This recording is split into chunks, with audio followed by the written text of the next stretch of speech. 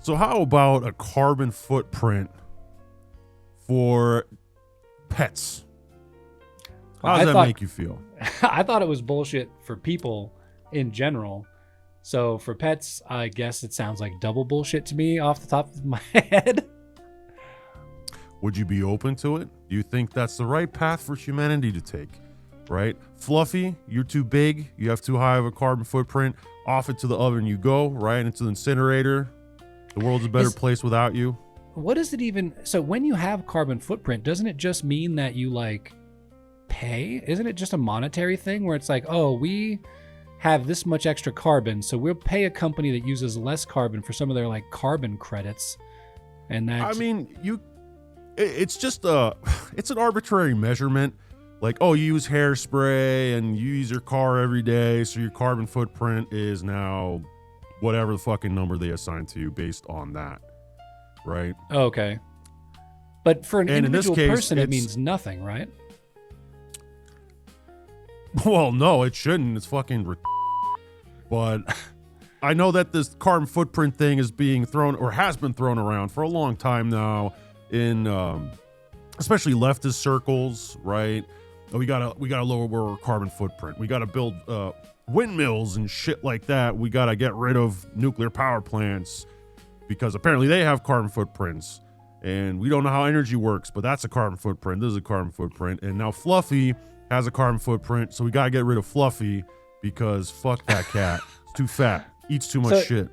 So I get that from like the moral perspective of carbon footprint, but my understanding of it from the like actual effectiveness of carbon footprint is it's mainly on a business side of things. So like a government that gives a shit about carbon footprints is going to say, you have too much carbon for your company. So in order for you to keep operating in our country, you have to pay to offset your carbon footprint. And the way you do that is you buy like carbon credits or like environmental credits from companies that don't use up all of their carbon footprint. So right off the rip, it all just seemed like kind of a scam to me anyway.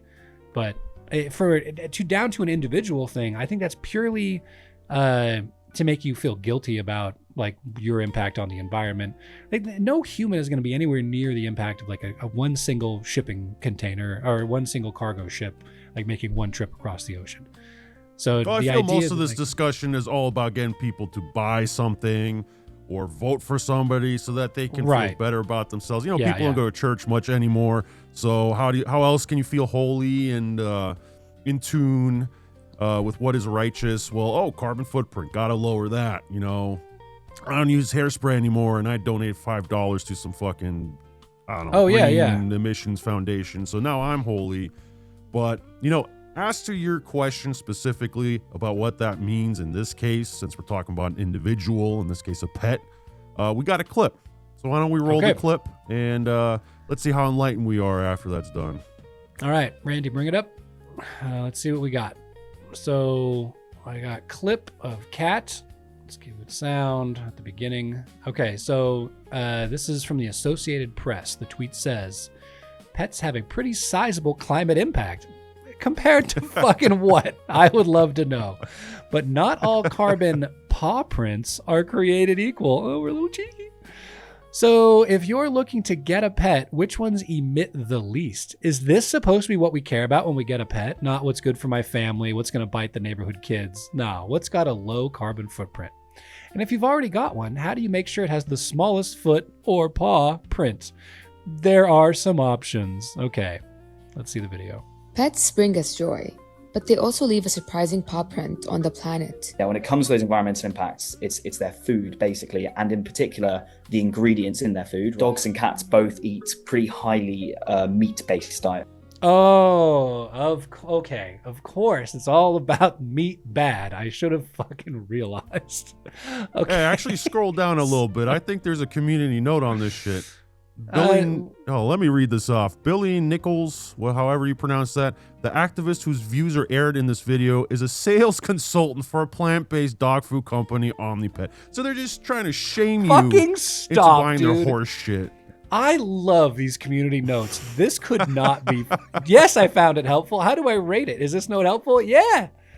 Contains high quality sources. I'm too stupid for that. Easy to understand. Yep. directly addresses the post claim. Yep. Provides important context. Yep. Neutral or I don't give a fuck. Okay. Yeah, that was fucking helpful. Thank you, community notes. Right as he said it too, I was like, wait a second. Oh, wow. Man. Okay. Well, Fuck. That I love how we paused it. Highly meat-based diets. Excuse me. The community just notes so has happens. something. Oh, 3 million views. This was earlier in the month. Okay.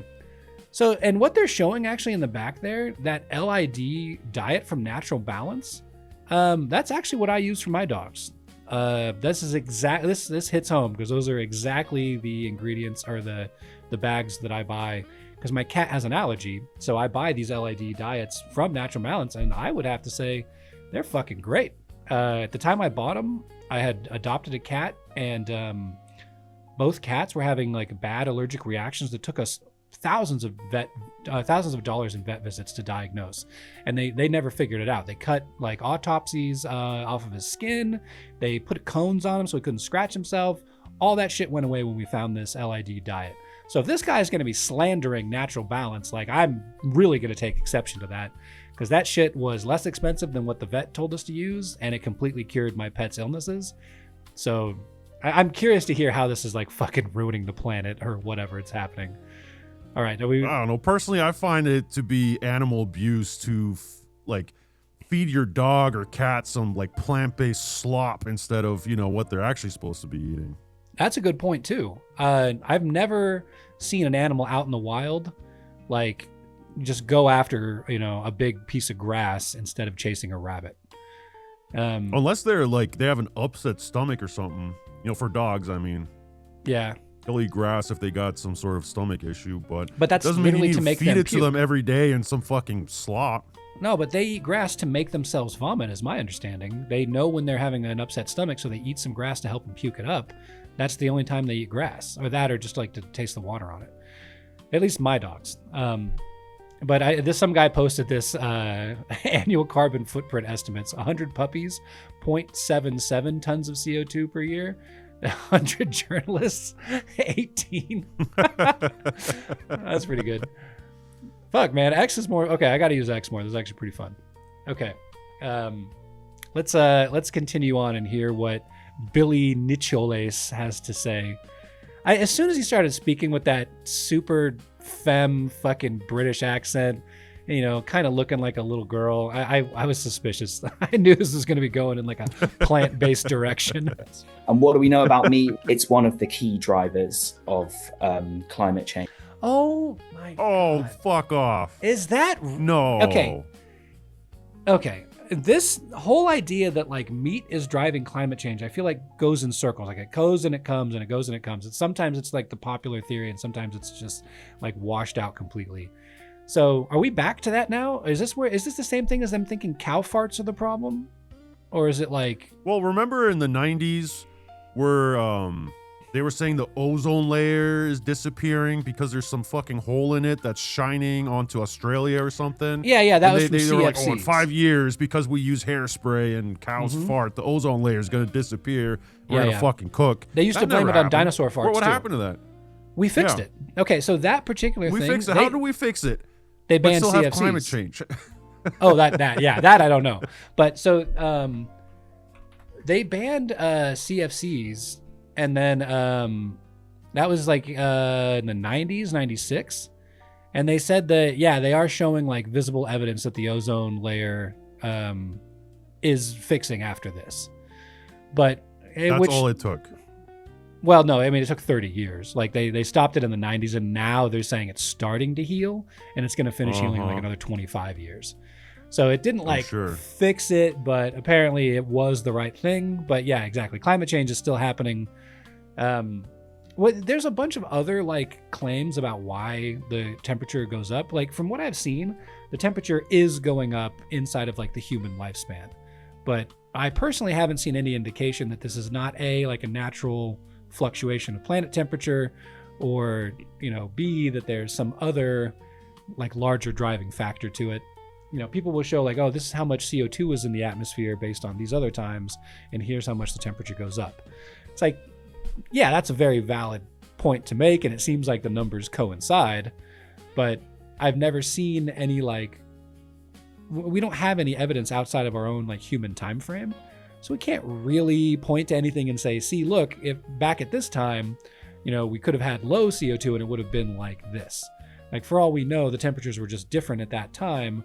We can't necessarily say that correlation is causation, which I know that makes until those asshole dinosaurs started using hairspray and fucked it all up.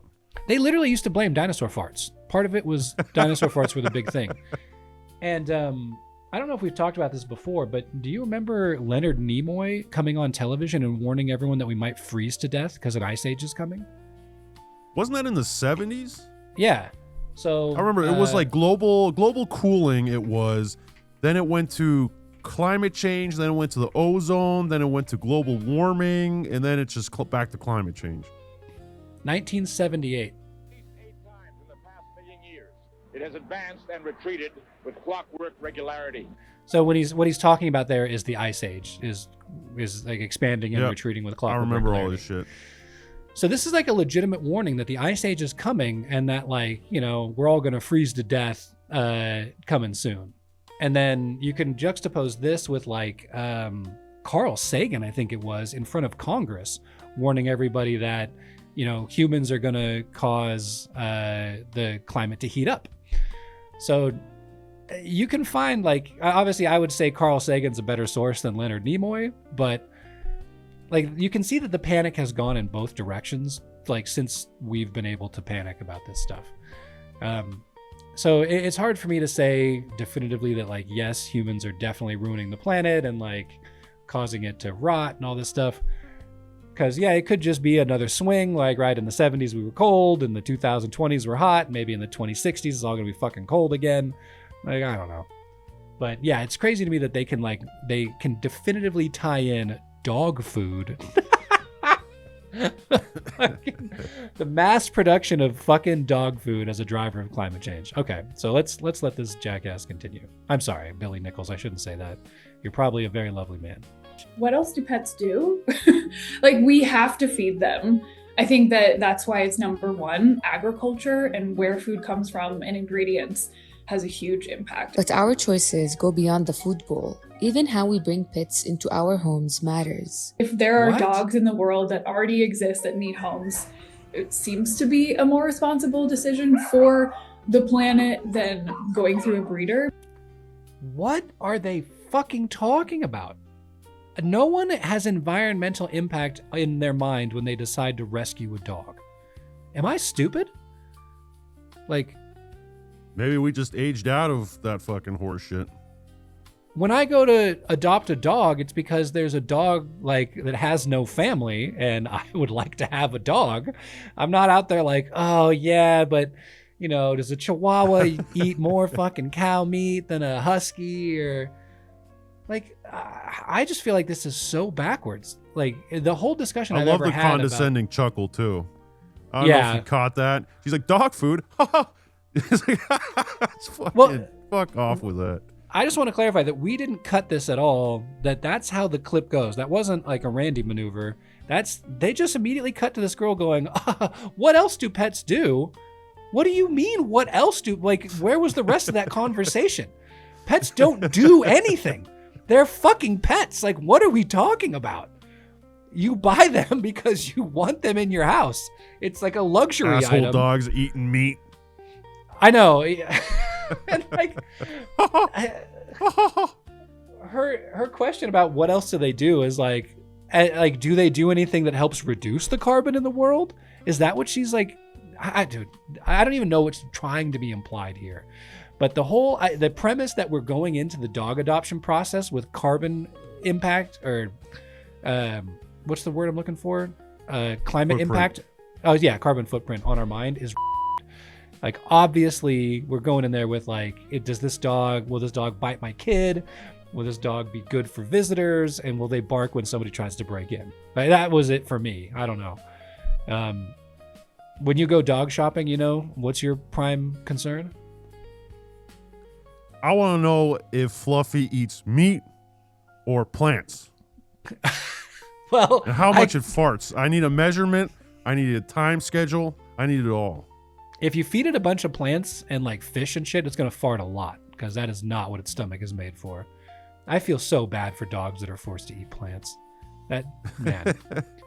This is basically an area of climate change that we just haven't touched yet, which offers relatively simple extant climate change mitigation benefits that I think we should all be quite excited about and working towards. Pets bring us joy. Okay, so that was the end of the video. They didn't even get into...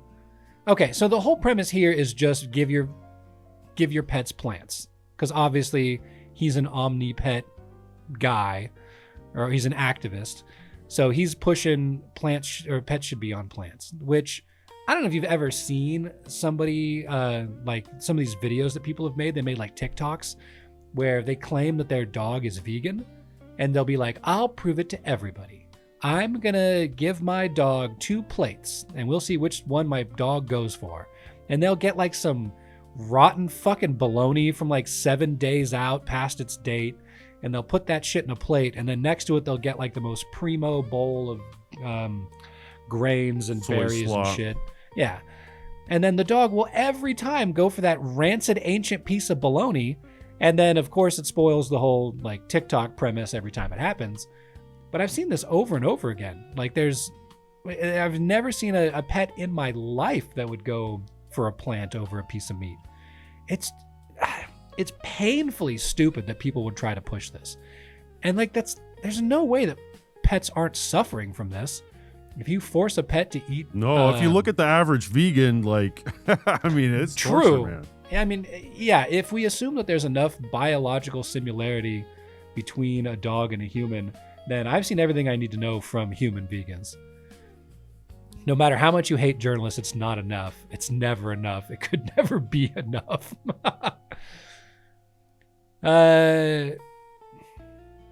You guys might have missed the memo, but we're not doing this nonsense anymore. Annual emission in gigatons of CO2 equivalent.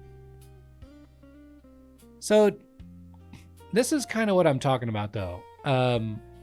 So when they talk about this incline of CO2 Randy, can you adjust the graph? Oh, Randy, please, buddy. We can't see anything here. He's got it. Okay. He's lucky he's not getting paid. Okay, so hopefully we can see the whole graph now. But it shows just obviously this massive, crazy ramp of the after the industrialization era. You know, humans started cranking out CO2 and burning stuff up, and the output goes through the roof. But what these never show is the breakdown of like where the CO2 is coming from. And obviously what the vast majority of it comes from is like developing China, developing India, pouring concrete. Like, did you know, for example, that China made a superstructure so big that it changed the rotation speed of the Earth? Fuck off. That's a real fucking thing that happened. They made a super dam, I think it was, and it is so large that the timing of the rotation of the Earth like altered once it was built. How would they know that?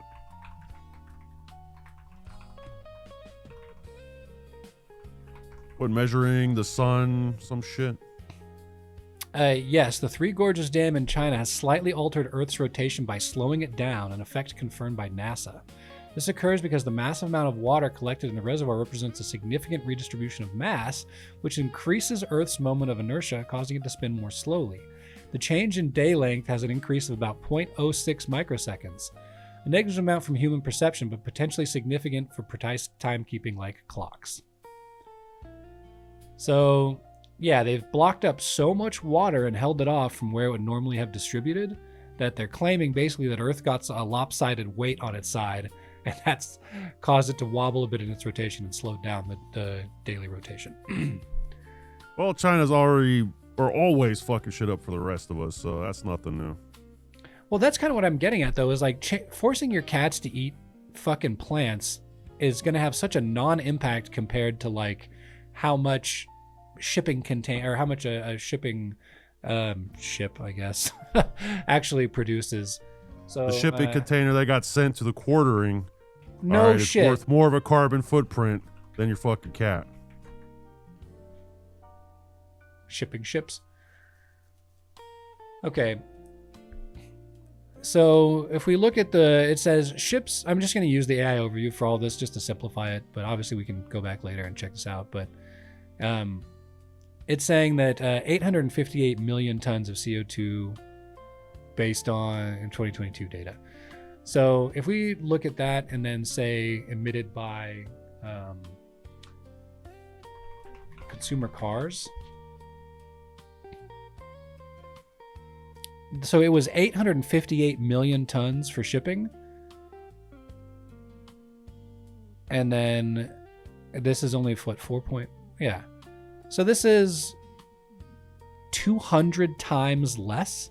So all of the individual commuter vehicles output something like 200 times less than just like shipping stuff back and forth for Amazon. Right? Oh wait, no, these are metric. Yeah, so on a larger scale, oh, this is one car. I'm sorry. Okay, one car puts out that much. So they're claiming all cars together put out 3.8 billion tons. So that's like 4 times what shipping does. Okay, so maybe actually consumer cars are considered to be a larger portion of it. But like, okay, so if cars are putting out this much and if ships are putting out this much, like, I guess what I need to know then is how much is actually generated by the meat industry. So how many tons of CO2 are emitted each year by the meat industry, and then specifically the pet meat industry? 7 billion tons of greenhouse gas annually. Worth it. So feed production and processing, about 45 total emission comes from growing and processing feed for animals. A large portion, 39%, is from the digestive process. Wait, so we are back to cow farts. They're saying that 40% of this 7 billion is due to cow farts. Man, we laughed at this so hard back in the 90s. We thought this was such absolute horseshit, but we're still claiming. Oh, and then the first article. Livestock does not contribute this much. Okay, so how much do they? Yeah, over 15 years ago. It remains the most widely cited estimate. Yeah, I hear this all the time. Percent of global emissions. Well, these all seem like roughly the same. Who cares if it's 12 or 20%? Dude, this blows my mind that it's actually like the claim or the best information that we've currently got, well, at least according to Google, is that cows are the main problem. I'm not giving up beef for nobody. Not even the end of the world. Well, I just have a hard time, like, connecting those dots. So, like, has meat consumption actually gone up at that same rate? How much does meat consumption go up year on year? Now, I want to see something starting 1920. I want to see something fucking old, you know, that like, oh, it's not readily available. What a shock. So, you know, you kind of look at this graph of how the CO2 increase goes up, this one here, and you see that it absolutely kicks off after 1950. So, like, we even have a dip. There was more in 1850 than there was in 1900. So somewhere in here we chilled out, or maybe, if any of this is true. And then you see after 1950... How are they even calculating that in the 1800s? That's what I don't... Yeah. That's why I was like, okay, so go back to 1920, and then Google AI is like, we can't. And are they just arbitrarily adding new industries to it that we didn't have in the past? That's what I'm wondering too. Because they say this is in CO2 equivalent. In gigatons of CO2. Fuck off with that. So is it I know double CO2? speak when I see it. Yeah. This is what I find so hard about this topic to get into at all. is like, I have a very hard time just nailing down what seems to me to be definite information that says this is causing the problem. This guy just responds with, fuck yourself. 2.5 thousand likes. Oh no, you ran the wrong story. This is the one you meant to publish about the real source of climate change. You have my attention. Carbon pollution from high-flying rich and private jets soars. Carbon pollution from private jets has soared in the past 5 years, with most of the small planes spewing more CO2 at about 2 hours of flying than the average person does in about a year. Yeah, but it's important for Taylor Swift and the CEOs of BlackRock to go where they need to be when they feel like it. All right, Fluffy, on the other hand, well, who's Fluffy to Taylor Swift? Okay, Fluffy's got to go. Plymouth Rock still at sea level after 402 years. I really get a kick out of these because I've seen this a lot where people will show like these ancient bays or like lighthouses or like, the Colossus of Rhodes, things that were basically built at water level. And someone will go out and take a picture of it today and be like, water level hasn't changed. You guys are morons. That's a hard one to argue with. I'm going to buy a diesel-powered pet cow with a chimney for an ass.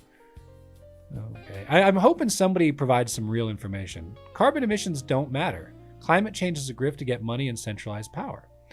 Okay. The green square at the top right is the total CO2 contained in the Earth's atmosphere, which is 0.04% of the total. Blah, blah, blah is natural, and 0.0016% is that produced by human activities, the white square. Oh, can you see this? Does Randy have this up? Yeah. Okay. So all of Europe contributes 16% of that little white quadrant, or 0.0000256% of the total. Wait, so what is all the yellow? Oh, the yellow is, this is the makeup of the atmosphere's gas. So nitrogen is the yellow, oxygen is this, CO2 is that, and then the human CO2 is that. Okay, well, this is like a very interesting way to show that humans have not added much. That doesn't necessarily mean that a little extra CO2 doesn't fuck things up. But it still kind of goes back to, okay, well, who's making these stats up now? Where is this coming from? Yeah, nothing's ever attributed to I just feel like anybody. I've seen enough. I feel like the one thing I can say about this video and this pet carbon footprint bullshit is that this is clearly another grift, riding on the coattails of the whole green energy and the new, clean conscience, confession. Yeah, this is using guilt holiness. to sell a product. Yeah, they're trying to say you're a better person if you torture your pet with plant-based foods. That's and what then I'm this fuck from. gets rich. And of course, it's some fucking 19-year-old. Like, what research have you done about fucking food? Bryant research. Suck my asshole, you fucking grifters. But I want to be clear that my personal position is not that climate change is not happening or that humans are not contributing to it. Like, it does seem very obvious to me that building smokestacks and blowing shit into the air is going to make the air dirty.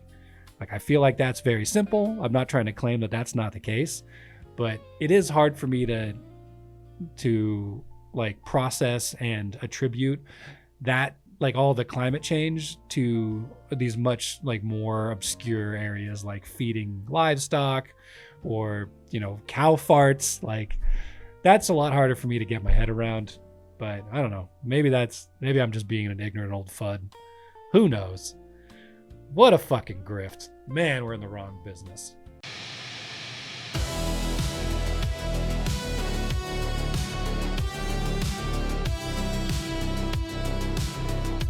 Keep it up with Mr. Jackson.